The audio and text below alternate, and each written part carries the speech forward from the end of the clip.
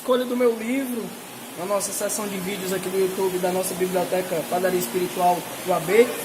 se justifica por um motivo que, em primeiro lugar, muito particular, muito pessoal meu, que é o interesse pelo tema, o Renascimento Cultural. Historiador super renomado, Nicolau Sevchenko, um cara que teve o processo de formação dele na USP, tanto a formação da graduação dele, como também de toda a pós-graduação. Ele é um historiador renomado, mas que nesse livrinho está trazendo uma coleção que é muito básica, mas muito interessante, básica, porém com profundidade, coleção discutindo a história, está trazendo para a gente aqui uma discussão sobre o Renascimento Cultural. Mas, professor, o Renascimento Cultural é uma coisa tão distante no tempo, ela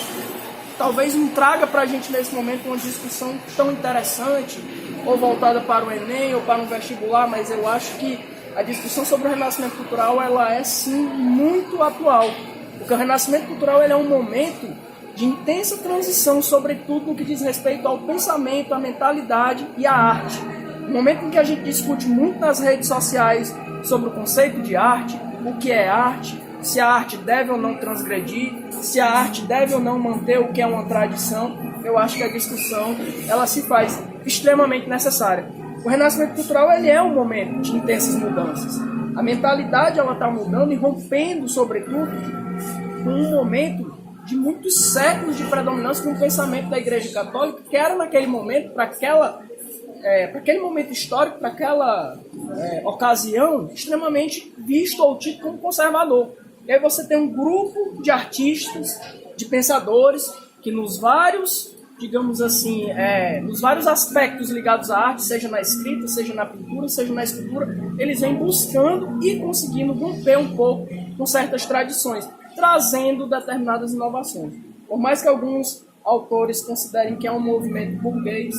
mas ele é, ao mesmo tempo, um movimento que rompe com tradições e que traz inovações, e que para o século XV e XVI ele é um movimento de seu tempo, ao trazer uma série de mudanças. E a mentalidade que está sendo trazida, que está sendo construída nessa Itália do século XIV, XV e XVI, é um momento histórico em que não só na arte, mas também